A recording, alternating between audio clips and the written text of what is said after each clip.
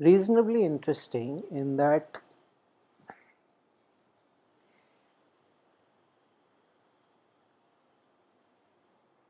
we are animals and yet we are not really animals. We are animals plus. We are evolved animals in a way. And what do animals get by associating with us? Or what is our responsibility towards animals? Because in yoga, certain things which cannot be articulated, certain things which cannot be communicated in language, we understand that nevertheless that can be communicated through the animal or to the animal. So animals tend to be quite significant. The evolved mammals are very important. The cow is important in yoga, not because we were a pastoral society and therefore killing the cow was killing your wealth. That is one only part of the reason. The deeper yogic reason and the spiritual reason why cows would not be killed is that the cow in yoga is understood to be the last animal birth. After that, the births are all human after that. So to kill the cow was to interfere with a certain natural process. It is almost the equivalent of killing a human being. That is the yogic understanding of it, and that is the real reason why the cow is sacred. It is not even sacred, it is taboo. There's a difference. People keep saying that Hindus worship the cow. I have never seen any Hindu worship the cow. Because you put garland on it and because you do that arti, that is not worship. That is just a simple sort of welcoming or respectful, and it is an animal that is. I'll speak a little bit on the cow because the cow is very significant. Snakes are very significant because the intensity and the vibration of the snake is exactly like that of a yogi. So yogis love snakes, snakes love yogis. It's a snake has a way of directly perceiving without it being filtered through the environment that is quite unique, and the yogis are the only other people who can directly perceive in that manner. So yogis and snakes have this, quite apart from certain other occult reasons, but there is a certain vibrational immediate connect between snakes and yogis. And of course, one of my disciples, Kaustov, recently rescued a snake, and then that snake would sleep wrapped around his wrist. So I don't recommend that. But yeah, there is a direct. The crows are realized as being very significant animals because they have, like human beings, they have excess brain capacity. They have way more brain capacity than they actually require, which is basically why crows are very naughty, because they get bored. But the human being, if you look at it, we have too much. Yeah, redundancy. Brain capacity is way more than what we require. Of course, that is because the brain has got ready for when the human being transforms and gets into the body of light. So the brain is ready for that shift. Biologically, the rest of the body is not. But crows have that same problem in that something happened in evolution and they are left with more brain power than they need for survival. So they tend to be, a crow can be brought to quite high levels of consciousness. Many people have the ability to understand the language of crows and speak to it and things like that. The elephants are exceptionally wise. The predatory animals don't have much like that, even though sometimes tigers and lions tend to come near yogis and they even domesticated, they even tamed. But predatory animals generally don't have those kind of vibrations. The frog is very important because the frog represents quite literally a transition between phases. It's an evolutionary transformation, neither water nor land. It can breathe in both water and land. So one of the greatest sins, especially for somebody in yoga, is to kill frogs. It's regarded as a very disastrous move to make. And of course, we have all dissected the poor things in school. Nowadays, apparently, they do model work or they do, yeah, they don't. So, the frog, because of that, it is a symbol of the transformation of consciousness. It is a symbol of moving from the unconscious, which is the water, to the rational and the consciousness, which is the land. The land is dry, the water is wet. The water is emotion, the land is rational. So it is a symbol of moving from that. And also you can go back. So the frog, therefore the amphibians are therefore regarded as very significant animals in that reason. So yoga always has, Hindu culture always has this deep relationship with animals. Cats and dogs and pigs and horses. See, there are very few animals which can be domesticated. Camel family you have, and then you have the llamas, which are also basically camel family. You have the pig family, you have cats and dogs, you have cows, you have elephants, the cattle family, and that's it. You can't domesticate any other animal. And because if you could put a saddle onto tigers and you had a cavalry with instead of horses charging, you had tigers charging, or rhinoceros. But there are only certain animals which can be domesticated and which can live peacefully with human beings. It is a quality of consciousness. Only those animals have that quality of consciousness. Even the zebra, which is as close to the horses, makes no difference. The zebra is impossible to domesticate. The kick can actually disable a lion, it can kill a lion, but when the zebra is with human beings, it tends to bite. So people have actually had little carriages drawn by zebras and all that, then they give it up after 1 or 2 years because the zebra bites. This limitation of the animal, chickens, we can domesticate certain kinds of birds and we can grow them for their meat. You can't domesticate kites and you can't domesticate vultures, and there is a certain quality of consciousness which allows for domestication. There is a certain quality of consciousness which allows for interaction. Or you have to be some kind of really wild yogi living in the jungle, and then you become more or less feral. You go back to that completely instinctive animal state. Then you can communicate with all the wild animals. Because then it is no longer a verbal communication, it is a communication from another kind of consciousness. Dogs go feral every night. Between 12 o'clock to 4 o'clock, they revert completely to their wild pack instincts. If you have the misfortune to come back home because you have a late night flight, you will see the most friendly dog on your street will turn into a really vicious, nasty creature at that time of night. We can also become feral, by the way. When we are put into intense stress, life is threatened, we also become feral. We revert completely to animalistic. Because we are animals, we are thinking animals, we are rational animals, Homo sapiens sapiens, man who is aware, he is aware, but that doesn't mean that we are not animals. These animals, even wild animals, it is not like it doesn't work with wild animals, but the animals that can be domesticated, there is an important process going on. They are what are called immature souls. They are souls that have not yet gained that vibrance in consciousness. They have not yet gained that strength in consciousness. So in that, I'm not talking about growing animals for slaughter. That is a different thing altogether. Just the domestic animals that normally people have, those are souls because of some kind of rinanubandhan with you. They are actually associating with you so that they get some kind of training what it is to be human.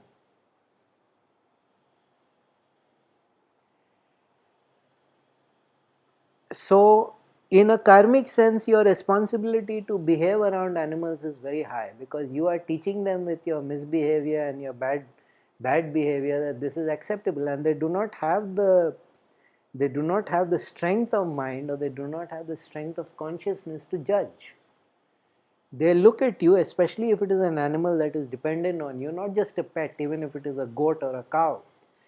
They have a deep reverence, because you provide for them. They don't have to struggle for their nourishment, for their food. So they actually put you up on a very high pedestal. They actually put you up on a very high position in their consciousness. They actually think you are like a little god. They have a very deep sense of admiration for you, that you are able to do this difficult thing, that this person is able to take care of himself as well as take care of me. It's very deep within them. So how you behave, people tend not to watch their behavior or their language around their dog or their cat. After all, it's just a dog or a cat. Big mistake. You wouldn't do that, sensible people wouldn't do that in front of their children, though I see a lot of people too small to understand. Maybe too small to understand, but it's not too small to go and imprint.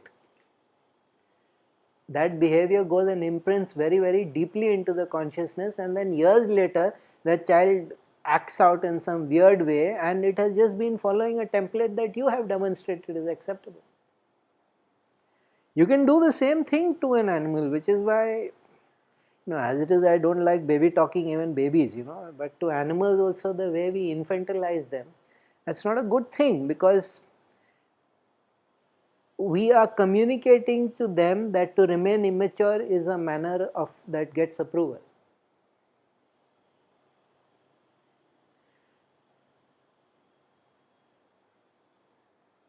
You see, animals are living on our mercy. Through most of life, animals had the upper hand. Human beings were just barely struggling and surviving, and wild animals always were a genuine. Just 200 years back or so, the balance started tilting, where animals began to be afraid of us. Other animals, the wild animal was never afraid of us, because they were always the more dominant, physically dominant. They were a danger. Today they all know that we are the danger to them. In the animal consciousness, the fact is very clear that human beings are dangerous. And all animals that survive today, in fact all plant forms, vegetable forms, anything that survives today is surviving basically on our mercy. We choose what animals will be extinct. If they are cute like the panda, we will do everything possible to save them from going extinct. If they are ugly like the armadillo, then because they have the same body temperature as we do, we experiment for leprosy drugs by inducing leprosy into them. Because animals, either their body temperature is too cold or it's too hot for leprosy. Leprosy can function only within a certain specific body temperature. So we actually do that horrible thing to the armadillo. We actually induce leprosy in those animals. What kind of karma that is, I don't even want to get into that. So it's not just bleeding heart liberals who are saying like treat animals kindly. It is a karmic necessity to treat animals kindly. If you do not, there is a lot of,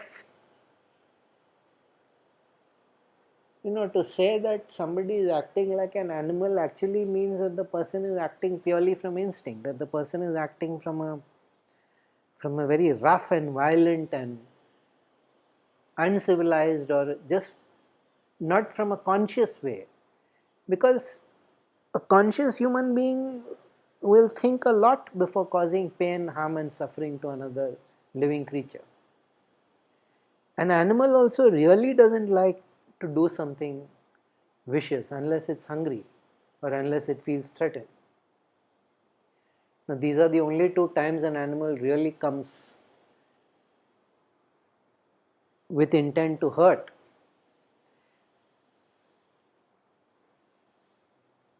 The problem is that the people who are robust, who have animal good health, animal good spirits, yeah, that's what it's called, isn't it? They tend to do better in life. So that dependence on the unconscious and instinctive aspects of life rather than on the conscious and the aware aspect sides of life becomes a habit in people. And that is where addiction comes from also, because consciously nobody would addict themselves. It is something very deep. It is something that provides a pleasure and usually removes some kind of pain or suffering. When these two things, or it just releases some tension within you, it releases some pain within you. When something that provides pleasure also removes the suffering, then that becomes very deep seated. And that is when the addiction kicks in. If it is purely only the pleasure, then it would not be, because the pleasure is also with an added benefit. That is when, but again, that is not a conscious way of living. That is an animal way of living. You can addict animals very easily. It's very tragic. They do those experiments. They're very cruel experiments, but they do it.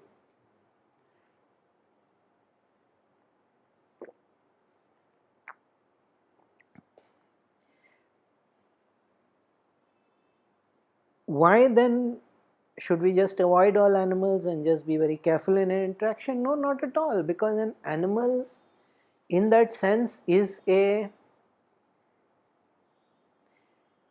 indication. Look, one can live in this manner also. One can live purely from, Swami Chinmayananda, first time I had heard somebody say that, where he said, you look at the animal, it is like this. Yeah, head chakra, throat chakra, heart chakra, belly, genitals, all on the same level.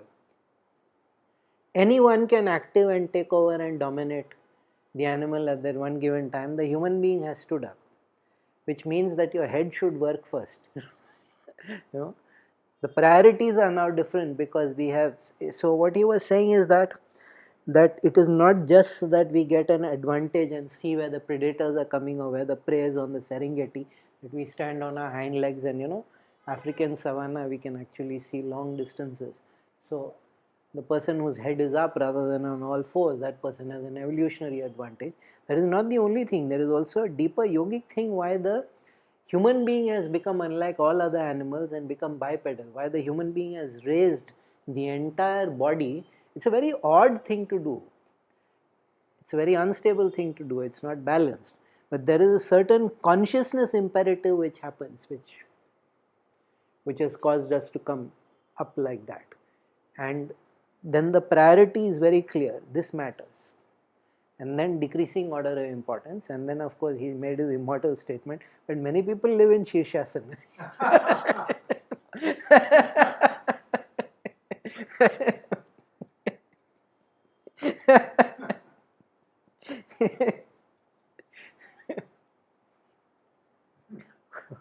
Saying they are all yogis, unconscious, they don't know it.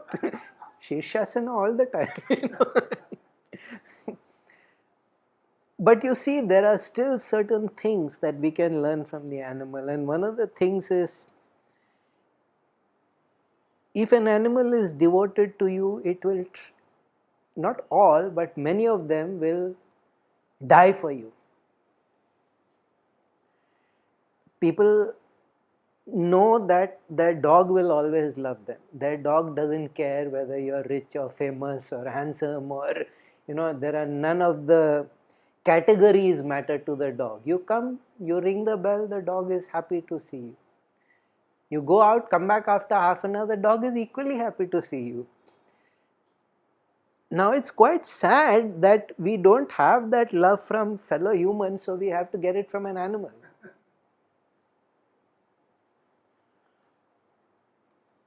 Because for us it is, we get bored very easily, we get familiarized and habituated very easily. Oh, it's only you.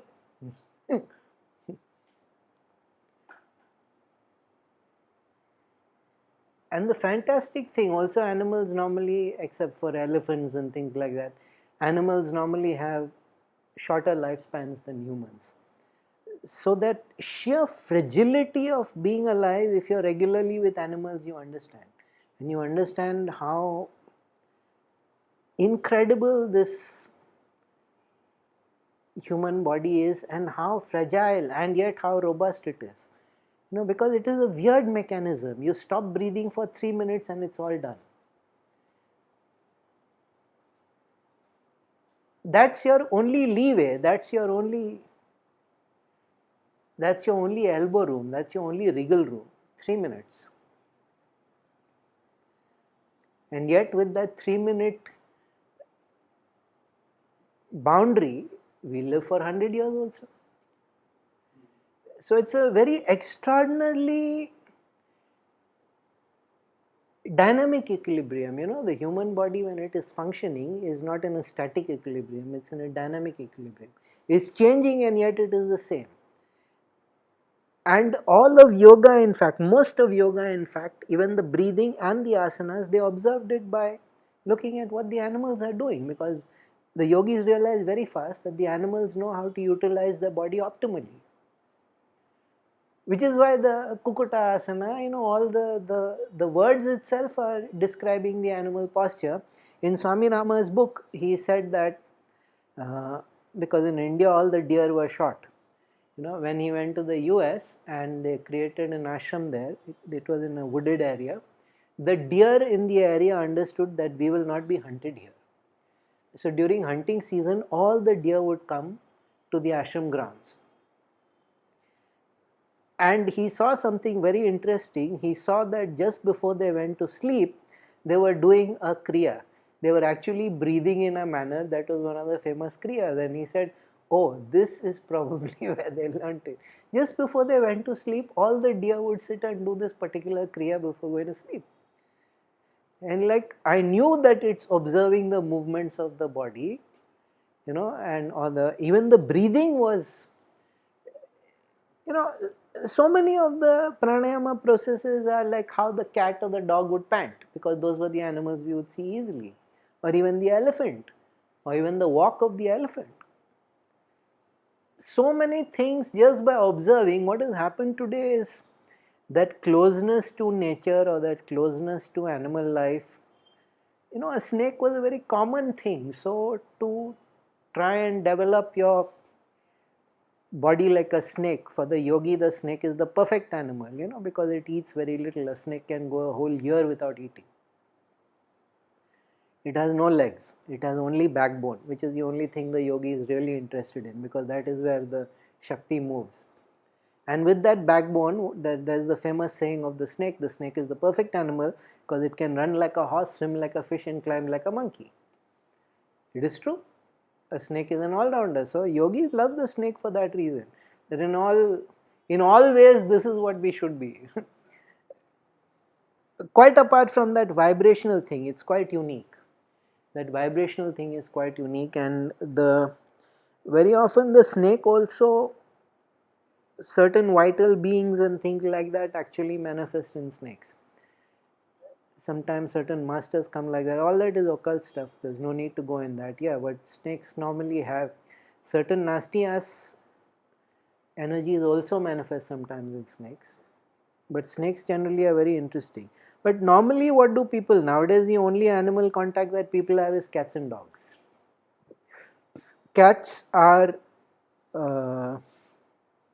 catalysts for occult energy, which is why witches used to love to have cats, because the cat was actually a catalyst. Just the very presence and the very way a cat would be, it would, and cats are very exceedingly cool animals. I think they're very calm animals. They're very, because I always say that dogs are like small children, needy small children. Cats are adults. they have a sense of independence which is quite remarkable. I mean, it's not true that cats don't love. That is stupid. People who say that, either got very unlucky with the cat they had, or they really don't know cats. Cats do the same thing that dogs do. They come when you're home, they show you affection, everything. But they do have a sense of being their own person. I think one of Rudyard Kipling's very, very famous story is The Cat Who Walked by Himself. Try and read it, it's brilliant. He really understood that essential independent nature of the cat. So many yogis love cats for that reason also, because the cat, in a sense, shows how to live and engage with others, be kind, be loving, and also be your own person. The cat is emotionally independent, which is what we should all try to be. We think that if we are emotionally independent, we think that makes us psychopaths. No. We think that will dry up the wells of affection within us. we will not show love to other people, we will not receive love from other people. This is what people think will happen if we become emotionally independent. Yeah, absolutely absurd thing. What will happen is, if that source of affection or love or whatever that was flowing towards you is cut off, you don't have a nervous breakdown because of it. That is what it means when you're emotionally independent. People have this notion that yogis are not loving, or yogis, only the bhakta yogis are loving and the others are very hard. And no, not at all. They're just like, you are there, it is very good. You are not there, it is still good. In fact, very often better.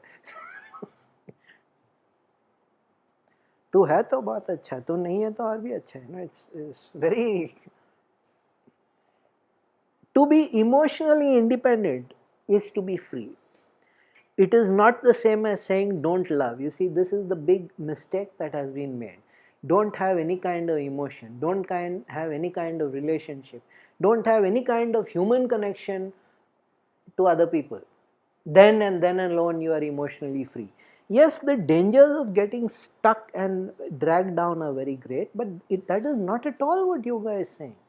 Yoga is only saying you are your own person. You are emotionally. That is not there anymore. That does not mean that you are going to collapse into a heap.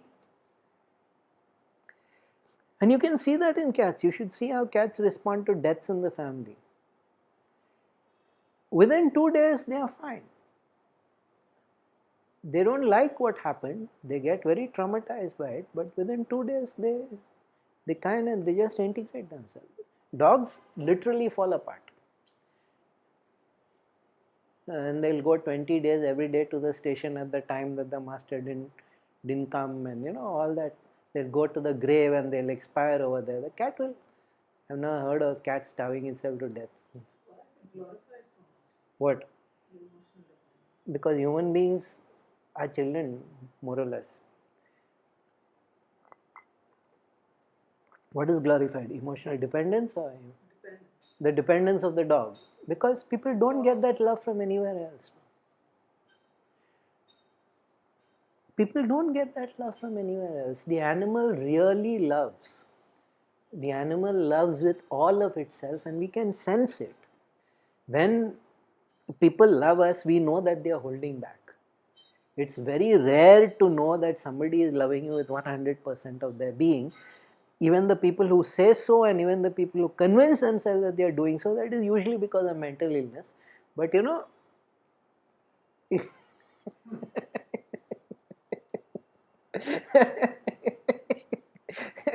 it's a very rare thing to really love somebody with no reservation and no holding back. And the cow can do that. In fact, the cow probably loves more than the dog. In our culture, it is a compliment. Apni ladki to guy hai, guy. In America, if you call somebody a cow, that is the ultimate insult. But the Indian cow is well known that it is a different breed, and its personality and characteristics and behavior are very different. The cow will protect all the animals in the courtyard. It acts like a taxi service. The small children of the family, they can all climb on it and it will bring it back to the home. I have seen the cow, it sees the baby of the house and it starts squirting milk here. It just sees the baby of the house crawling in front. So, it's true, the average human being really cannot love like that. There is a sense of pure selflessness within it, because it is the pinnacle of the animal consciousness about to break into the manava consciousness. About to break into. It is no longer the pashu, it is now going to become the manava. So there is a sense of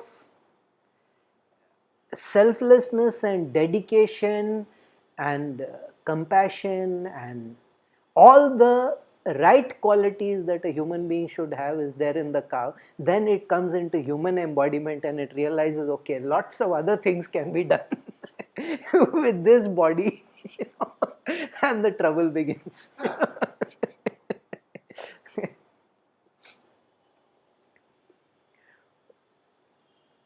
Snakes also, if they really love you, many yogis have snake pets for that reason. Because a snake can also love you in a manner that no human being or very rare human beings can. But like I say, I'm not blaming people. Given the normal experience, it's very difficult for you. Mothers can maybe do that for their children. Even that I'm putting a question mark, because I believe there is too much hokum around this whole mother love business, like as if they are all divine descended on earth, and no. But generally, yes, mothers will do a much more for their children than they do for anybody else. But that 100% giving of oneself, the dog and the cow, and that is what is so attractive. That is what really disarms us about these two animals. Snakes also, but snake, because of the nature of the snake, the first reaction that people have to a snake is fear, and the snake picks up on that. And while it understands why you might be intimidated, nobody likes to be thought of as a bad guy. And they don't have human consciousness, they have only pure instinct. So they respond with a little anger towards you. Quite other than the fact that, I in one of my previous videos I said one lady used to come to learn the breaths. Her son actually speaks. Her son in Pune, he actually has a whole collection of them, about 20 of them all the time in his garden and in his room and everything. That's quite a common thing. The speaking to the snakes is a very common thing. But unless you're a very spiritually high person, it's not like you're going to get any kind of benefits, because then those kind of nagas come. Those kind of advanced consciousness nagas come.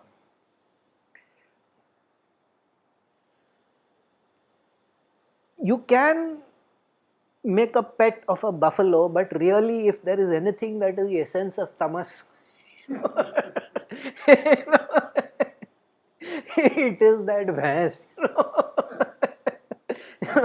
because even the muhavras in Hindi, bhais ke aage been bajana, kala akshar bhais barabar, अक्कल बड़ी भैंस, they all indicate that vibration. The animal has or a donkey. A donkey is a very loving animal, but it has limitations. A horse is a brilliant animal, but it cannot love the way a cat, the way a dog or a chimpanzee. Chimpanzees are dangerous pets because they can turn violent, but they do love you, but never ever like a cow or a... There are certain consciousness limitations.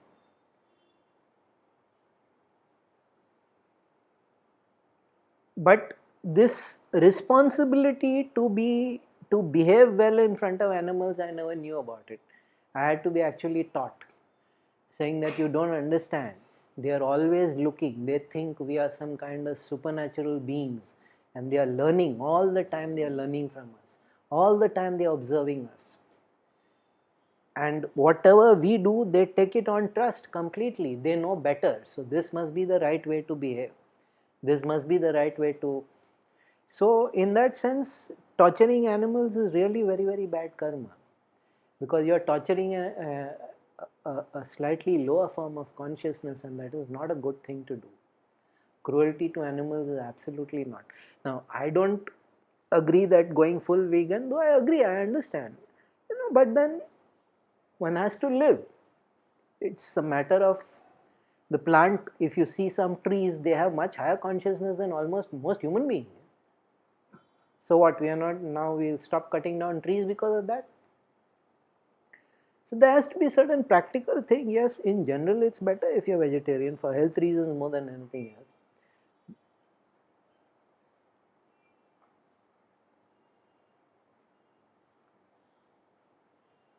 It's not the compassion argument, it's the consciousness argument that counts. Because life lives on life. That cannot be gainsaid. That will always remain so.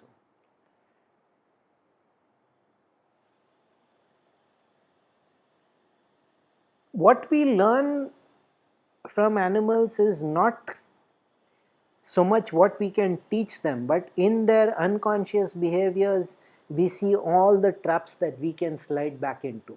Because here is the problem with the human being as the human being is currently constituted. Yes, the breakthrough has happened.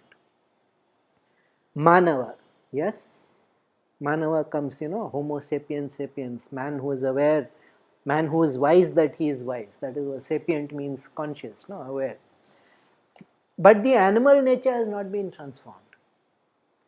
We got off 4 feet and came on to 2 feet, but the animal nature remains.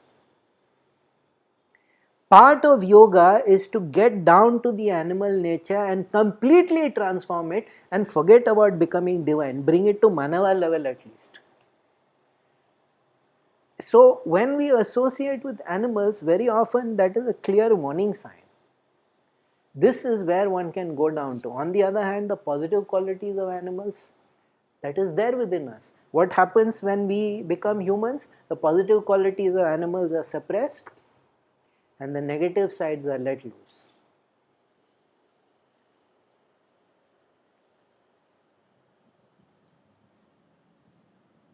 People go little insane in that they will create large organizations and they will lead campaigns against animals, all that, because at a very deep sense they can see that. They can see that animals are in one sense innocent. Whatever they do, they don't do with malice. It's very difficult for an animal to act with malice unless it is possessed or some really weird karma is working over there. Whereas human beings, very often, whatever they do is done purely with malice. So that sense of that the human being is a nasty piece of work and the animal is fundamentally innocent is unfortunately very often true. Not always, not predominantly, but very often.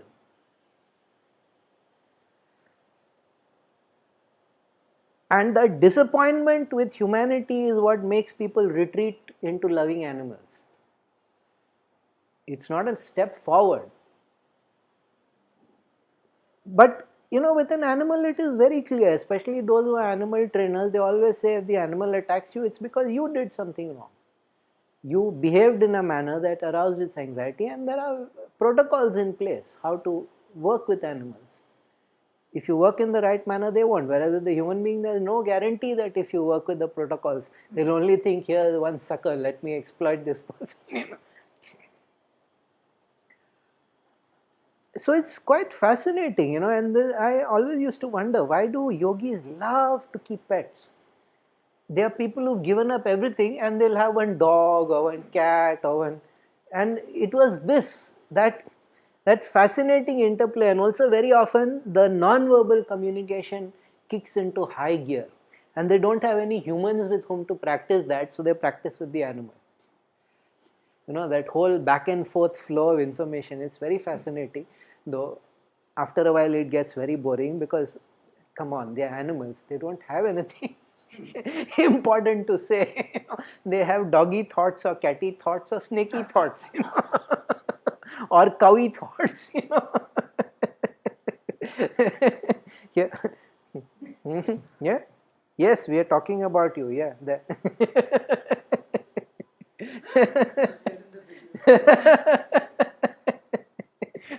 They don't really have anything that important to say, but that process of being able to communicate without verbalization, being able to communicate at that instinctual level is very important for yogis, because certain deep level of work can be done only that way. Words cannot. So they practice with the animals. That's one of the reasons why they work with the animals. They practice with the animals. There are many reasons, but this is, I think, the core. This is like the fundamental thing. In one sense, the kind of acceptance, the way the animal accepts you, if you can accept source consciousness, if you can do Sharanagati to the God within or to whatever is your Ishta Devta, the way the animal does, you would really benefit. So that is why it's yogis, like I keep saying, are very pragmatic people. They wouldn't hang around with Janwar if the Janwar didn't give them some benefit.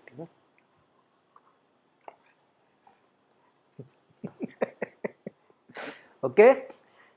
Enough for today. Sarvam Shomaya.